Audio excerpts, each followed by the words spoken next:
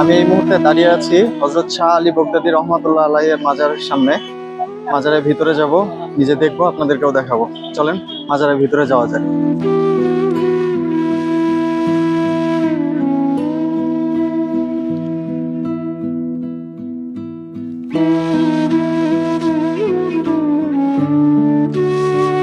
আমার পিছনে যে গাছটা দেখতে পাচ্ছেন, এটা এখানকার এটা মনে করে, মানুষজন মনে করে এখানে আসলে কোনো কিছু আশা করে করলে পারে এখানে দাগা বাঁধলে নাকি সেটা পূরণ হয়।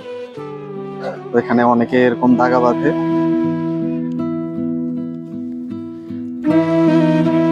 এটা হচ্ছে সেই ঐতিহাসিক পুকুর ঘাট। মাজারের শুরু থেকে পুকুর ঘাটটা এখানে আছে। মাজারের ভিতরে আসলে ফুটেজ নেওয়া নিষেধ, তো তারপরেও আমার পক্ষে যতটুকু সম্ভব হয়েছে আমি আপনাদের দেখানোর চেষ্টা করেছি। মাজার জিয়ারত শেষ করলাম, মাজার জিয়ারত শেষ করে বের হয়ে এসেছি। এখন যাচ্ছি মিরপুর 10-এ। তো দেখা হচ্ছে মিরপুর 10-এ।